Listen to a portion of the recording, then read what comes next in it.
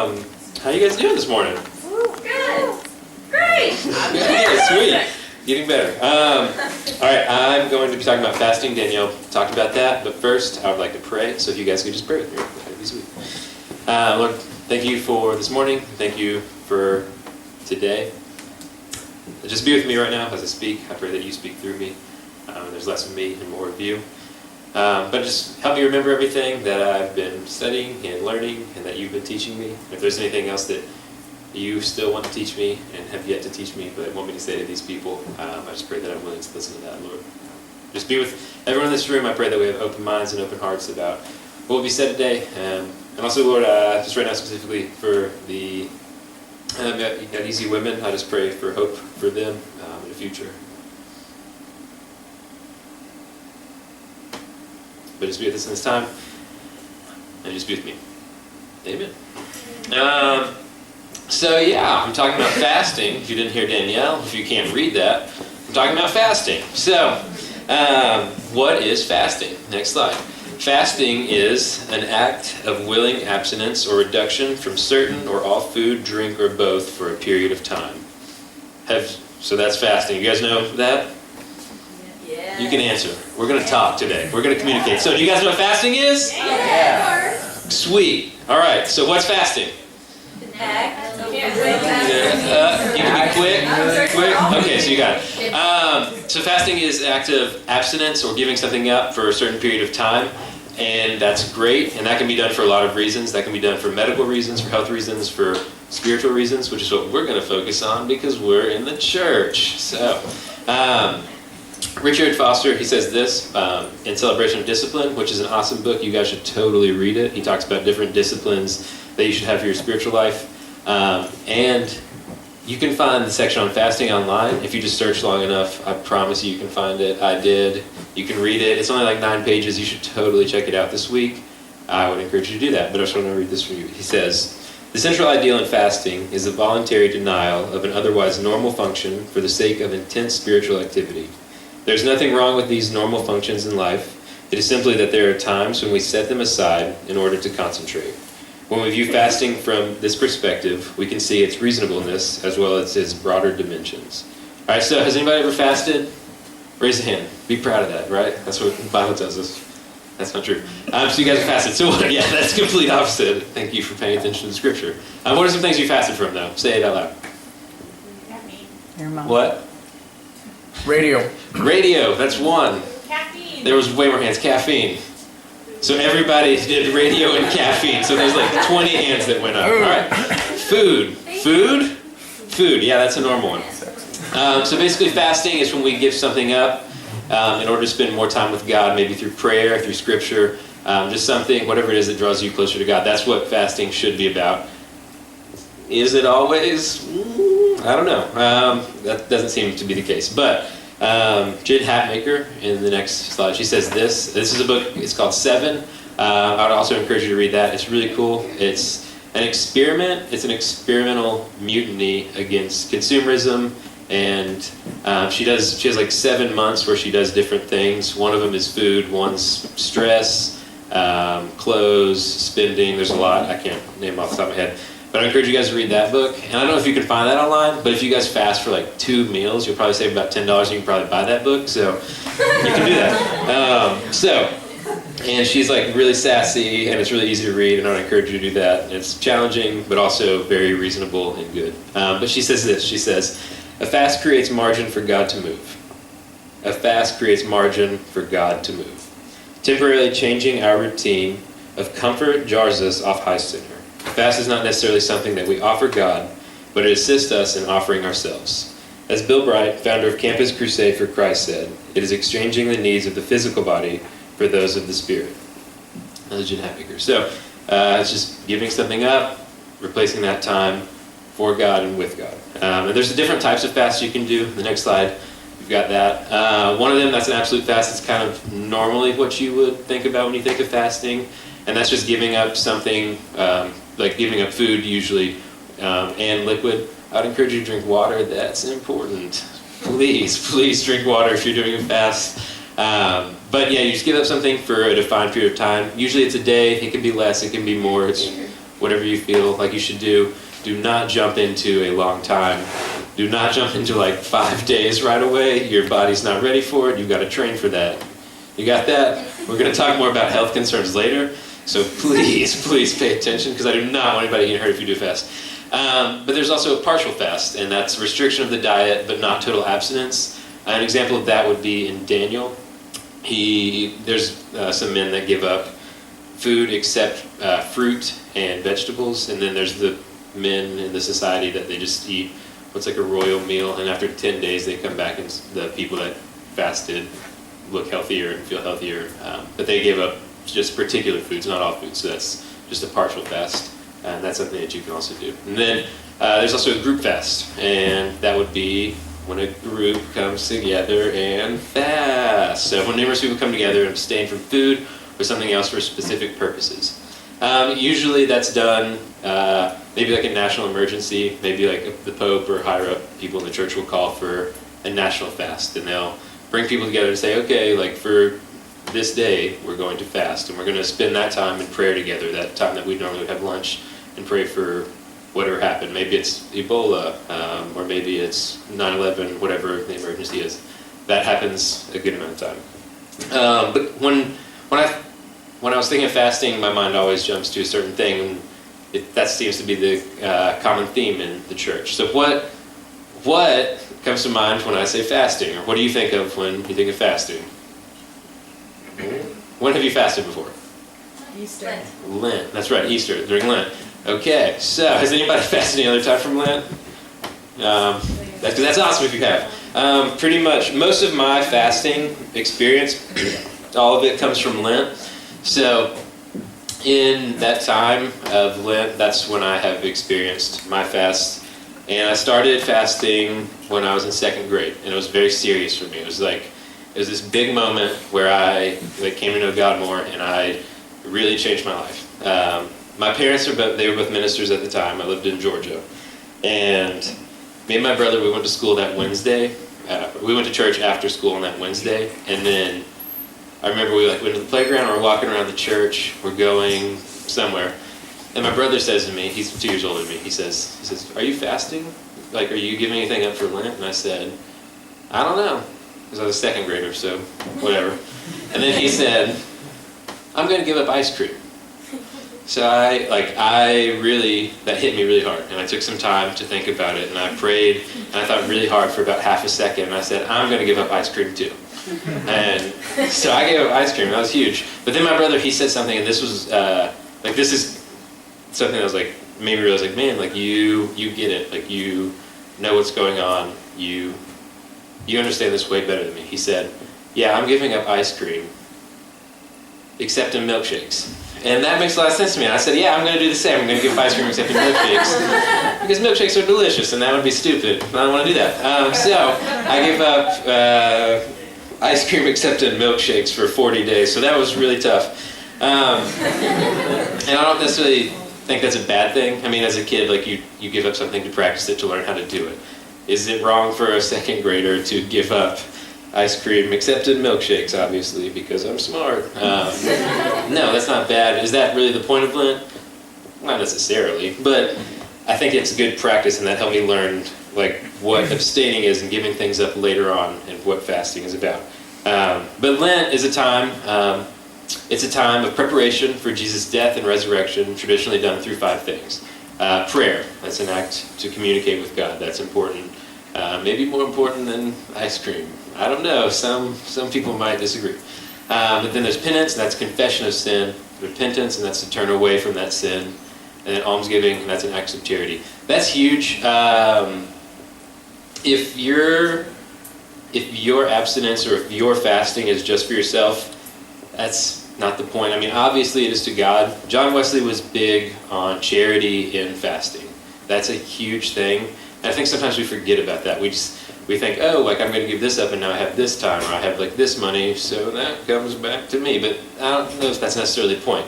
If you have more time on your hands, or if you have more money, I think charity is very important. And there's so many things you can do if you do decide to fast. I'm going to give you guys, I'm going to talk about some of those things that we're hopefully going to be doing as a community, but Eric already brought up Maginot Malaria. I promise you that those checks are actually going towards that. I had lunch with Kylie yesterday, who runs Maginot Malaria in Florida, and she said, "You guys are like so consistent at giving like your checks." And I was sitting there thinking, I haven't really given checks. Like, oh no, like USF Plus. I was like, oh okay, so like that money that we say is going towards that is really going towards that. So that's cool.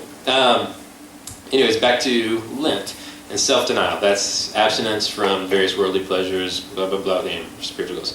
That's kind of where you decide to give things up. Yeah, not important, right? No, but that's when you fast from something, you give it up. In the next slide, it says this is why should we fast? And I don't think we fast, not many people fast outside of Lent, and that's not bad, not wrong, but I've felt convicted to recently. Have I? I don't know.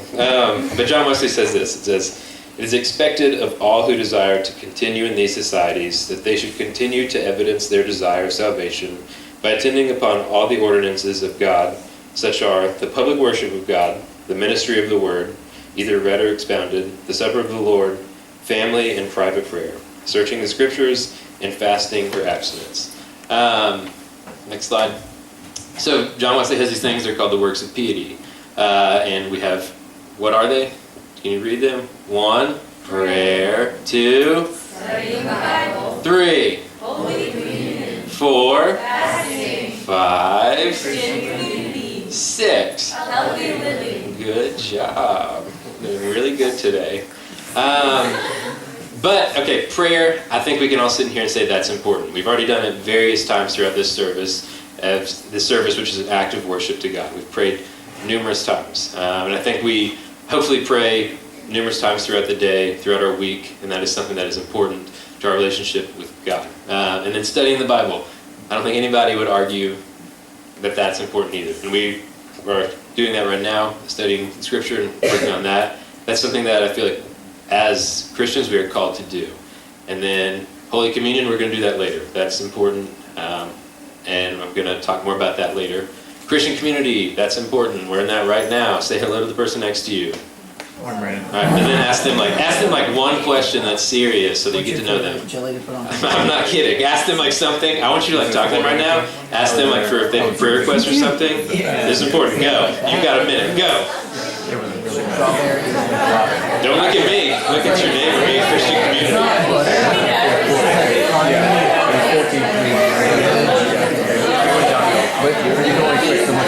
What's your favorite jelly on the PB&J?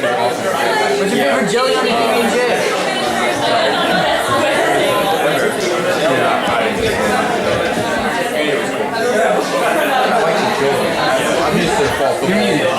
What is it? What is it? You're muted. What is it? Sweet. You guys seem like either excited and talking to people, or some of you are just looking at me just like, please, like I do not want this. But anyways, Christian community is important. I would encourage you to continue those conversations later, not during this, unless I get really boring. But I think we all see the beauty in that and see the importance in being together in Christian community. That's something that's important. I think Scripture says that over and over again. I think God calls us to that. Otherwise, why would we have the church? And then healthy living, I think that's one that most of us see the value in that, just being healthy, living a lifestyle of good health and being good. Yeah, sweet. But anyways, fasting seems to be one that sometimes slips through the cracks other than Lent. And even during Lent, it sometimes isn't necessarily done correctly. I think we view all those other things of really the utmost importance in something that's good. Then John Wesley says the works of piety serve as a means of grace and are necessary for Christian perfection. So basically these things bring us closer to God. And I think we could say that about the other 4, or the 5, I mean, sorry. But about fasting, it's not necessarily something that we do enough. It's not something that we practice because we don't necessarily need it, right? I'm not saying that we need it. I think you can know God without fasting, but I do think it can bring you closer to God. And maybe you don't agree with John Wesley. That's fine. We're not all Methodists in this room, even though we're at the United Methodist Campus Ministry. That's okay. We want anybody here. But I do have something else, and it's a scripture that we read, and we're going to read it again. So if we can go to that next slide real quick. It says, This is Jesus talking. So this is Jesus talking. This isn't John Wesley. This isn't Calvin. This isn't somebody else that has a denomination. This is Jesus, okay? Who is it? Jesus. Sweet, so you guys got it. So he's pretty important, right? Yeah, okay, sweet. So we can at least agree on that. But it says this, it says, Jesus says this, when you fast. Okay, so Jesus says this. He says, when you fast. Oh, I'm going to read it all, but Jesus says this, when you fast. Do not look somber as the hypocrites do, for they disfigure their faces to show off as they are fasting. Truly I tell you, they have received their reward in full. But when you fast, it says, but when you fast, put oil on your head and wash your face, so that it will not be obvious to others that you are fasting, but only to your Father who is unseen, and your Father who sees what is done in secret will reward you. Actually, looking at the history of fasting, it became kind of a selfish thing, or like, I'm better than you almost, like how can I fast so much but not be closer to God? Like, look at me, like I'm fasting this. And I think that kind of turns into Lent. I'm going to talk about that later. In Lent, it sometimes turns into like, oh, I'm fasting soda. It's like, well, I'm fasting soda and cake. I am better than you. And that kind of turned into what it was with like scholars of the time. It became almost like, I'm going to one-up you because I care more about my relationship with God. It's like, well, are you doing anything with that time? No. But the important thing in this is Jesus saying, when you fast. Is that a command? Not necessarily. It's not. But if you guys have teachers that say, like, all right, when you write this paper, like, be sure to do this.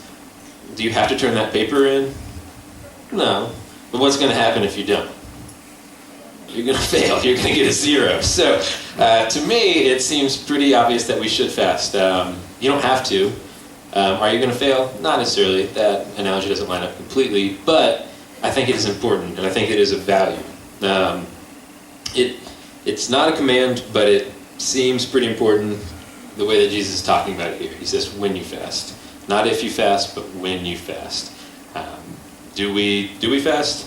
Maybe. Maybe we do. Maybe we don't. I think we are called to fast. With that in mind, please go to the next slide. Do not fast. So I just kind of hit you on, okay, we're going to all fast, but listen to this. If you listen to nothing else, please pay attention right now, okay? Please pay attention. John Wesley advised caution against extreme fasting and fasting for those in fragile health. If you can't fast, do not fast. If you cannot fast from food, please do not. It's important that you check with your physician before attempting a total fast, so no food or water for more than 24 hours.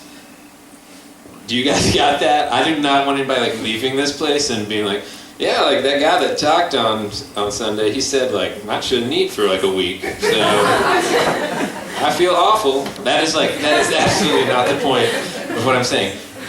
Do not jump to that conclusion. If God is calling you to fast, do it. If God's calling you to fast for like 40 days, don't go start tomorrow. That's stupid.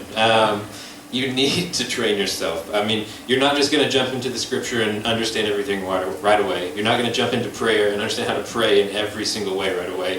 Fasting's the same, but also maybe a little more serious because like, if you just decide I'm going to quit eating, what's going to happen? Nothing good. So I'll read this. It says, it should be obvious to all that there are some people who for physical reasons should not fast. Diabetics, expectant mothers, heart patients, and others. If you have any questions about your fitness to fast, seek medical advice. Listen, do not fast if you medically cannot. That is important. I think most people in this room probably can fast food. Fast food. Maybe you should fast from fast food. I don't know. But anyways, go to the next thing. So it's not just food. Some people can't fast from food because of medical conditions. I encourage them to think about other things that distract their attention and may keep them from praying. Turn the TV off. Turn the stereo equipment off. I even encourage people to fast from their cell phones. Just because you can fast from food doesn't mean you necessarily should. Just because you can't fast from food, that doesn't mean you should fast from something else. But what I'm saying is this, a fast isn't just food. It can be a lot of other things. It can be, yeah, those things. So it can be food, it can be technology, excess spending, vanity, stress, clothes, waste, possessions. Really, whatever keeps you away from God. Focus on those things. I want to show a video real quick, and then I'll get back to those things. But just keep in mind, it doesn't have to be just food. So, watch this video. Nice. 4 years of his life looking down at his cell phone. Kinda ironic, ain't it? How these touch screens can make us lose touch.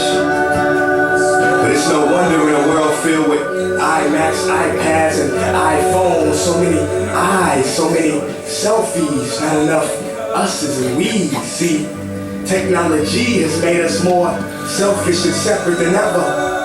Cause while it claims to connect us, connection has gotten no better. And let me express first, Mr. Zuckerberg, not to be rude, but you should reclassify Facebook to what it is, an anti-social network. Cause while we may have big friend lists, so many of us are friendless all alone. Cause friendships are more broken than the screens on our very phones. We sit at home on our computers measuring self-worth by numbers of followers and likes. Ignoring those who actually love us, it seems we'd rather write an angry post than talk to someone who might actually hug us. Am I bugging? You tell me, cause I asked a friend the other day, let's meet up face to face.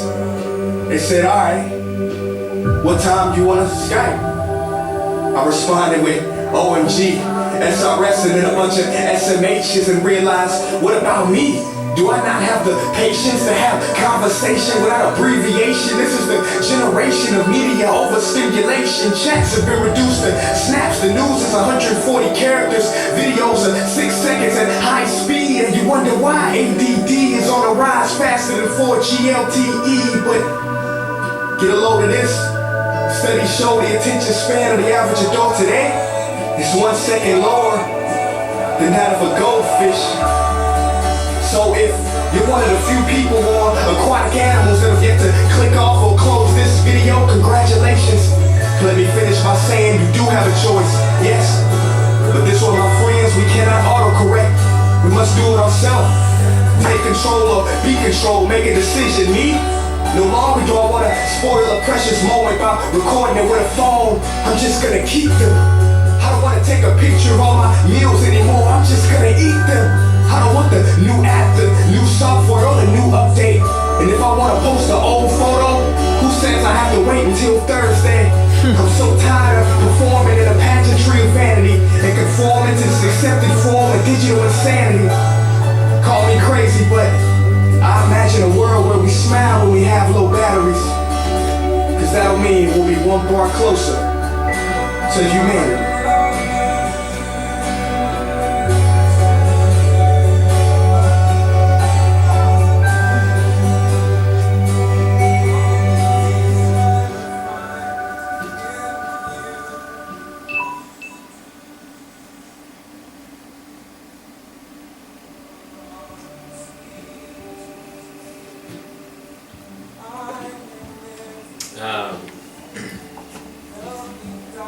So I think that video can be taken for that kind of stuff. Like, oh, like these are all terrible things. I don't think that's the point. He actually wrote, he said this, he said, you need not delete your social networks or destroy your cell phones. The message is simple. Be balanced, be mindful, be present, be here.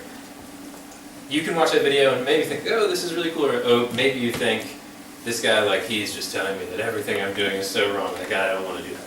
That's not the point. I think the point is, when was the last time that you were face-to-face with someone but were just continually checking your phone, that you couldn't be present with them, that you couldn't be in community with them, you couldn't be in communion with them, you couldn't be in the church with them because you were so busy with this technology?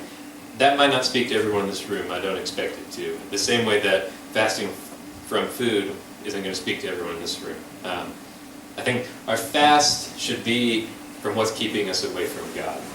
It's not about picking something just to do it. Oftentimes, when I was growing up, when I would fast for Lent, I would pick something like, oh, I'm gonna fast from soda. Well, I didn't ever do soda because that's stupid and I love soda. But I would fast from something, that's exactly it. I would fast from something that I knew after 40 days I could say, I did this, and that's an accomplishment. And that's not the point. We get so focused on giving something up just for the sake of accomplishing it that we don't grow closer to God. That's not the point of a fast. The point of a fast should be centered around God. There's this article about Lent, and this Reverend Mark Sandlin, he writes it, but he says this. He says, let's be real. It's on the next slide. Sorry. Yeah. We're getting there. It moved on my We're going to start that technology faster soon. So. But he says, let's be real. If the thing you are giving up, if the thing that gets in the way of your relationship with God is marginalizing people in need out of fear of losing your own comfortable lifestyle, you're going to mess up. You just are. Isn't that all the more reason to try, to be okay with messing up some, to begin to be more aware of it, and to move toward the life that God desires for you? I think it's really easy to get caught up in just this comfortable lifestyle and doing things that are easy for us, and that can be even in fasting, which is the complete opposite of comfort, yet oftentimes when we do this, we give up something that will be the most comfortable for us or the easiest for us. That's not what it's about. And it shouldn't be easy. It shouldn't be an accomplishment just for accomplishment's sake. And it shouldn't be a competition either. I have friends that I remember just like I was in college, I was like a freshman, and I remember them telling me things that they had given up for Lent. And it was just like, oh my gosh, that's freaking crazy. Like what are you doing? But it became like almost this game of like, all right, like I started here, and I slept outside for 40 days, and then like I slept on the ground for 40 days. Like I didn't sleep in my bed. Like I didn't eat meat. And it's like, well, I didn't eat meat, and like this, and like I like didn't do all these things. And I was talking to a friend last night. And he said like, yeah, it's like I used to just see how far I could push myself, like what I could give up. And it's like, oh, okay. I don't know if that's right. He doesn't think that is either. But it turned into this like selfish thing, or this, how far can I push myself? Like, which is completely, like, that's I. That's all about me. So what are we missing in that? God, which is the point of fasting. It's to grow closer to God. It's not to say, like, okay, I'm not going to eat, like, junk food, or, like, I'm going to be, like, a vegan for this month, or whatever. That's not the point. And it's also not about comfort. It's not about, like, making yourself feel awful and, like, hurt because it's so hard, but it's also not about being so easy that you can't find God. You need to find that balance. And if you are thinking about fasting, then I would encourage you to do something that is hard for you and is something that you're going to give up, but it's going to be a reminder that will keep you in touch with God, that will push you to know God more and more. Because fasting can't be about yourself, and it just can't be about yourself. Richard Foster says this, also in Celebration Discipline. He says, fasting must forever center on God. It must be God-initiated and God-ordained. Our fasting must be unto God. John Wesley declares, first, let it be done unto the Lord, with our eyes singly fixed on Him. Let our intention herein be this, and this alone, to glorify our Father, which is in heaven. So, fasting should be centered on God. I think that's very apparent. And I don't want you guys to leave this place and leave this room and decide to fast something just because you heard me talk about fasting all day and think you should. That's absolutely not the point. In a little bit, we're going to have some more musical worship, and you're going to have some time to sit and reflect, and maybe God will tell you something to fast. And if He does, that is awesome. That is freaking awesome. But if He doesn't, that's awesome too. It shouldn't be ordained by Zac. It should be ordained by God. Maybe you saw that technology thing, like, oh, like, man, I'm like on my cell phone too much. Which, that's funny. I was working on this on Friday, and I was on my computer, like, writing it. Totally cool. Then I was on my phone, and I was, like, looking at something. And I was on my iPad, like, on Facebook, and I was watching Netflix, too. I was thinking, like, man. Huh. So, yeah, but don't fast because I said to. Clearly, maybe I should with technology in some way. but also, you can do like a partial fast with those like technology things or whatever it is, because you're in school and you probably need the internet. I get that. So don't like kill yourself over this. Do whatever you need to do, and I'm not saying that's like a comfortable thing. School is important. You guys are here for school. School comes first. Make sure you do that. But really, God comes first. So keep that in mind. But make sure that whatever you potentially fast, or if you don't, just whatever you do, make it centered on God, and make it so you grow closer to God in that time. On the next slide, I'm also going to challenge us as a community to fast together. And you don't have to do this. Don't feel pressured into doing it. This is going to be something easy, maybe a little hard, but hopefully easy, just that we can do as a community together. And what I'm going to tell you we're going to do is on Wednesdays, from breakfast to lunch, no breakfast, no lunch, we're going to fast. So after you eat dinner on Tuesday night, you're done eating, and then we're going to come together at 5 p.m. on Wednesdays, and we're going to have communion together. Eric is going to provide communion. We're going to come together as a community. If you can't make it 5, that's fine. You can come have some later. But we're going to come together as a community, and that's how we're going to break our fast, with communion. And then we're going to be in community with one another in dinner. And you can fast from breakfast and lunch. I will be doing that. If you would like to join me, go ahead. I'm not saying I'm any better or worse if you guys do or don't. But please, if you would like to join me, if you feel like you should, do that.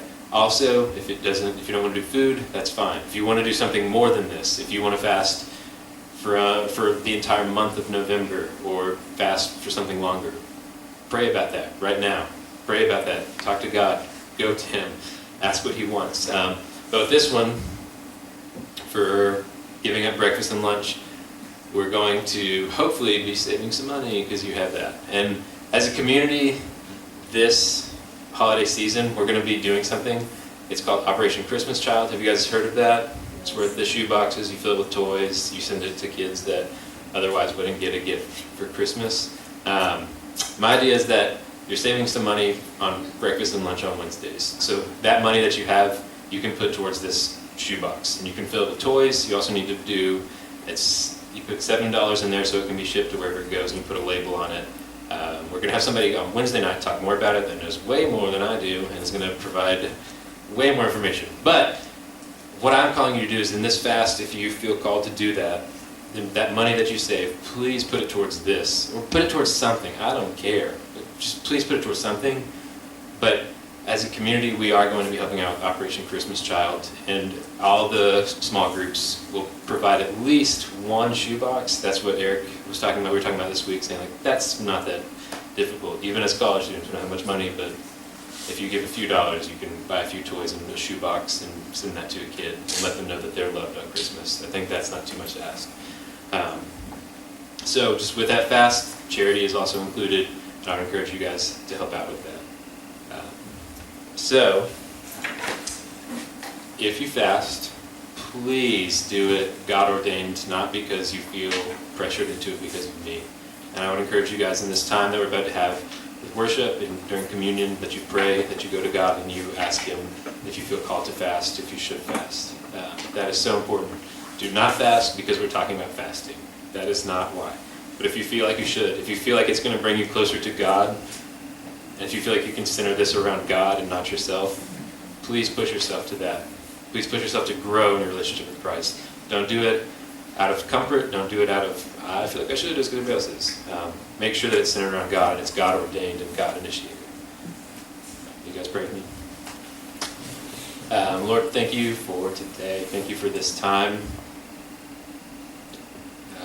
I pray that everybody, that was loud. I pray that people in this room just walked away with something from you, not me.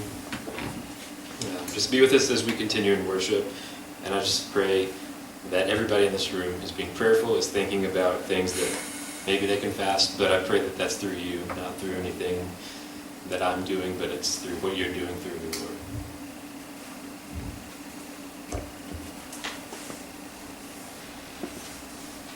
If people in this room feel called to fast as a community, that's great. If not, I pray that they don't walk out of here feeling any less worthy or any less valuable, Lord. I just pray that everybody in this room knows that they are worthy and valuable, and that you love them.